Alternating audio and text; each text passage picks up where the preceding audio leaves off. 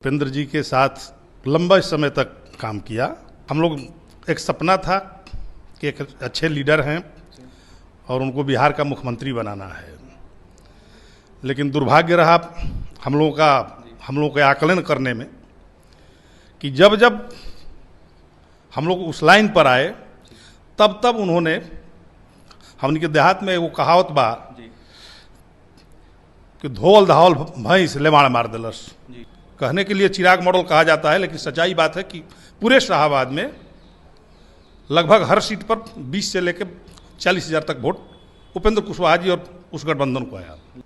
कभी आरएलएसपी का झंडा ढोया, कभी जदयू का, अब जाकर जनसुराज का झंडा उठाएंगे। जी हां, बिल्कुल सही सुन रहे हैं। डुमरांव के जदयू पार्टी से प्रभारी रहे राजेश कुशवाहा ने आज जनसुराज पार्टी का दामन थाम लिया है और ऐसे में अब जाकर जनसुराज पार्टी का शाहाबाद में झंडा फहराएंगे। देखिए, बिहार में 25 का विधानसभा चुनाव होना है और लगातार प्रशांत किशोर के कार्यों से लोग प्रभावित होकर कहीं ना कहीं जनसुराज की तरफ अपना रुख कर रहे हैं और ऐसे में राजेश कुशवाहा जी ने भी आज जनसुराज की तरफ अपना रुख किया है। सीधा सीधा जुड़ते हैं, बात करते हैं। राजेश जी, पहले तो बहुत बहुत बधाई और बहुत बहुत स्वागत है हमारे चैनल। चलिए, आपको भी बहुत बहुत बधाई। राजेश जी, कैसे कैसे जनसुराज में आना हुआ? पहले जदयू, उससे पहले उपेंद्र कुशवाहा जी की पार्टी, ऐसे में अब जाकर जनसुराज ही क्यों?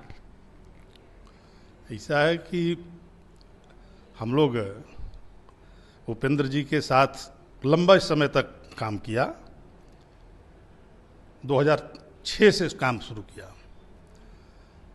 हम लोग एक सपना था कि एक अच्छे लीडर हैं और उनको बिहार का मुख्यमंत्री बनाना है, लेकिन दुर्भाग्य रहा हम लोगों के आकलन करने में कि जब जब हम लोग उस लाइन पर आए तब तब उन्होंने, हमने के देहात में वो कहावत बा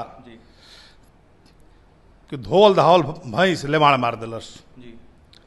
उसी तरह जब जब मौका आया उन्होंने अपने को, समाज को बेचते हुए अपने को कहीं ना कहीं स्थापित करने का, कहीं राज्यसभा, कहीं विधान परिषद में जाने का काम करते रहे। लेकिन हम लोग भावना में लगे रहे। 20 चुनाव आया, न एनडीए पूछ रही थी उनको, न यूपीए पूछ रहा था। वैसे में हमसे उन्होंने बहुत आग्रह किया। हमने उस टाइम में बसपा से और ओवैसी साहब से उनका गठबंधन कराया और उस गठबंधन का परिणाम हुआ कि शाहाबाद से एनडीए समाप्त हो गया। कहने के लिए चिराग मॉडल कहा जाता है, लेकिन सच्चाई बात है कि पूरे शाहाबाद में लगभग हर सीट पर 20 से लेकर 40,000 तक वोट उपेंद्र कुशवाहा जी और उस गठबंधन को आया। बसपा और ओवैसी साहब के जी चलते, यानी जी ये है भाई हम जी जी जी बसपा शाहाबाद में तो बसपा और उपेंद्र जी के चलते। लेकिन उसका खामियाजा क्या हुआ? ताकत तो बहुत समाज के लोगों ने पार्टी के लिए दिया, लेकिन उस पार्टी का ताकत को 2 महीना नहीं बीते इन्होंने ले जाकर के नीतीश कुमार जी के यहाँ गिरवी रख दिया, विलय कर लिया, गिरवी रख दिया, पूरे समाज को डुबा दिया, 30 वर्ष पीछे ले गए और उसका दंश हम लोग झेल रहे थे। हम लोग मना करने के बावजूद उन्होंने ये सारा काम किया। फिर मजबूरी थी हम लोग के साथ, कोई चूंकि उनके कद का कोई हम लोग को नजर नहीं आता था, ईमानदारी के मामले में उनका था कुछ, उनके साथ हम लोग जदयू चले गए। लेकिन वहां भी विधान परिषद में जाने के बाद तत्काल क्या बीमारी है, फिर भागने की बीमारी। तब हमने कहा कि नहीं, अब आप गलती कीजिएगा तो मैं आपके साथ नहीं जा सकता हूं। उस टाइम एक घटना भी घटी थी, बहुत हमने प्रयास किया था, उसमें पार्टी के लोग भी प्रयास किए थे, लेकिन उन्होंने स्वार्थवश जो भी उनको मन में आया हो, क्योंकि उनकी बीमारी है, कभी 5 साल रोड पर नहीं रहे हैं। कहने को तो कहते हैं कि मैं कुर्सी को लात मार देता हूं, लेकिन हम लोग तो उतना जानते हैं उनको कि कभी भी कोई भी चुनाव आदमी हारता है, एमएलए का हो, एमपी का हो, तो 5 साल संघर्ष करता है, उसके बाद अगला चुनाव आता है। लेकिन उन्होंने कभी 5 साल सड़क पर नहीं रहा। 2 साल 3 साल बीतते बीतते या तो राज्यसभा में चले गए, राज्यसभा इस्तीफा तब दिए जब लोकसभा का चुनाव 6 महीना बाद होने वाला था। फिर मंत्री से इस्तीफा तब दिया जब 6 महीना बाद कहीं दूसरे जगह और बड़ा पद मिलने वाला था। लेकिन हमारे शाहाबाद के लोगों ने उनको बड़ी ऊर्जा दी। लेकिन आज मरमाहत है पूरा शाहाबाद। और अभी तो जो दिख रहा है कि अभी एक नया ट्रेंड चल रहा है, कौन कौन माफिया उनके साथ लग गए हैं समझ नहीं आ रहा है। कौन कौन माफिया लग गए हैं? अब हम नाम क्या बताएं, सब लोग जान रहा है इस बात को। फिर भी होंगे ना। कोई बालू माफिया है, बालू माफिया लोग उपेंद्र कुशवाहा के साथ। अब सामने दिख रहा है। ईमानदार व्यक्ति हैं वो। अब तो भाई आपने खुद कहा। हम लोग तो यही जानते थे, हम लोग वही सोच करके उनके साथ आए थे। तो वैसे वैसे लोगों से अब सत्ता के लिए हाथ मिला रहे उपेंद्र कुशवाहा। बिल्कुल बिल्कुल।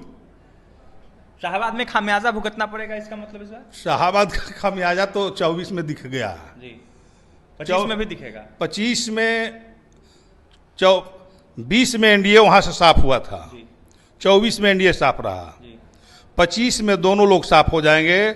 एनडीए भी साफ होगा, यूपीए भी साफ होगा। वहां सिर्फ और सिर्फ जनसुराज होगा। जनसुराज का एकदम झंडा फहरा देना, फहराएगा, पता होगा जनसुराज। बिल्कुल बिल्कुल। जदयू से क्यों नाराज? आपने बोला उपेंद्र कुशवाहा की पार्टी के साथ थे, उसके बाद जदयू में कहीं ना कहीं गए मजबूरन बस, लेकिन जदयू से क्यों नाराजगी? मैं दिल से जदयू में जाना नहीं चाहता था। हम लोग मजबूरी में गए थे, क्योंकि मैं जानता था जदयू का कल्चर क्या है। पहले बीजेपी को लोग कहता था कि स्वर्णों की पार्टी है, लेकिन अभी तो जदयू का स्टैंड बीजेपी से इतर हो गया है। अभी आप कितना भी वरिष्ठ कार्यकर्ता हैं, कितना भी समय देने वाले हैं, कितना भी मेहनती हैं, तरजीह नहीं दी जाती है। संजय झा से मिलना हो, आम कार्यकर्ता तो मिल नहीं सकता है। बड़े बड़े लोगों से मिलते हैं संजय झा, बड़े बड़े लोगों से मिलते हैं जिनका लेबल लगा है। आपका भी शाहाबाद में एक कदर नहीं नहीं, हाँ कुशवाहा के लिए कोई जगह कहाँ है? कुशवाहा की पार्टी नहीं कोई है। जगह नहीं है, कोई जगह नहीं है। फिर उपेंद्र कुशवाहा है, क्यों उनके साथ है? उपेंद्र कुशवाहा स्वार्थ के लिए है और कुछ दूसरा कोई कारण नहीं है। उपेंद्र कुशवाहा जी सिर्फ और सिर्फ अपने स्वार्थ के हिसाब से वहां पर। चलिए अब जनसुराज को बताइए कैसे मजबूत करेंगे आप? हम यहाँ आए हैं ये मानकर नहीं आए हैं कि हमको चुनाव लड़ना है। हमको आना पहले चाहिए था, लेकिन कुछ कारण ऐसा रहा कि हम लोग लेट से आए। चर्चा लोग करेगा कि चुनाव के हिसाब से आए हैं, लेकिन ऐसा हमारे मन में नहीं है। मैंने आज स्पष्ट माननीय नेता से कहा कि मैं चुनाव के हिसाब से नहीं आया हूँ।